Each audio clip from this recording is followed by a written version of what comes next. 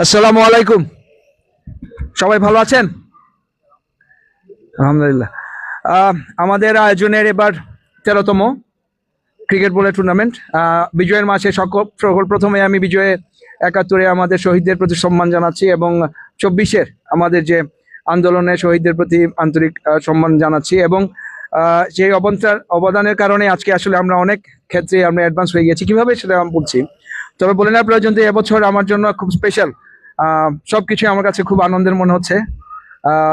নিজেও খেলে ফেলেছি এবার সিপিএম টেপ বলের টুর্নামেন্ট ছেলের সাথে, এবং যে পারফরমেন্স সেটাও ছেলের পারফরমেন্স, ওভারঅল পারফরমেন্স খুবই ভালো। এবং সবচেয়ে বেশি ভালো লাগছে এবং আনন্দের যে আমার দুই ভাই রিপন এবং নিয়াজ দুজনে সিপিএমকে অন্য উচ্চতায় নিয়ে যাচ্ছে। এটা আমার জন্য খুবই স্যাটিসফাইং। আমরা যখন 12 বছর আগে শুরু করেছিলাম, আমাদের সামনে কোনো কোনো রাস্তা ছিল না, যে আমরা কি করব না করব, কোনো পথ খুঁজে পাচ্ছিলাম না। কিন্তু এই তরুণদের উদ্যমে আজকে সিপিএম এই জায়গায় আসছে। একজন সিপিএম এর সদস্য হিসেবে আমি খুবই গর্বিত। বর্ণনার প্রয়োজন যে আমাদের শুরু করি আমার প্রিয় ভাই রিপনকে দিয়ে।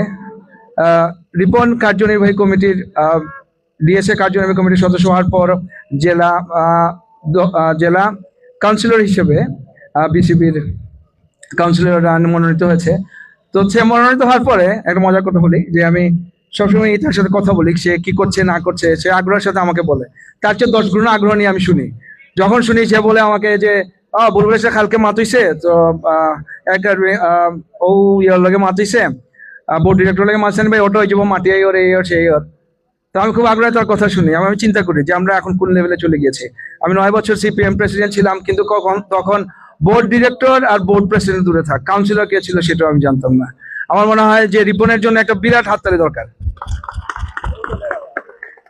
এটা আসলে আমাদের সকলের অ্যাচিভমেন্ট, কারণ সিপিএম অনেক কাজ করতে হয়। সিপিএম এ যারা কাজ করেন, প্রেসিডেন্ট, সেক্রেটারি সহ যাবতীয় সকলে এবং মাঠের টুর্নামেন্ট যারা চালাতে, সকলে খুব কাজ করতে হয়। এই কাজ করলে হয় কি, স্কিল ডেভেলপ হয়, কমিউনিকেশন স্কিল বাড়ে, অ্যারেঞ্জমেন্ট স্কিল বাড়ে, মোটিভেশন স্কিল বাড়ে, যেগুলো আমাদের ব্যক্তি জীবনে কাজে লাগে। এবং আমাদের নিয়াজ রিসেন্টলি চেম্বার অফ কমার্সে ইলেক্টেড হয়েছে।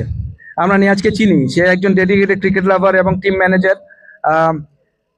একটা ছোট উদাহরণ দিয়ে দিই, আমার ছেলে আন্ডার 14 জন খেলতে গেল, তখন আসলে খুব শীত, এরকম শীতের মধ্যে খেলতে যাবে, কিভাবে থাকবে, কোনো কিছুই মানে ভয় পাচ্ছিলাম। আন্ডার 14 নিয়াজ ছিল সেখানে, এটা আমাদের জন্য ভরসার জায়গা ছিল, এবং সে ডেডিকেটেড ভাবে মাঠের জন্য, ক্রিকেটার যেভাবে কাজ করছে, এটা আসলে প্রশংসার দাবিদার।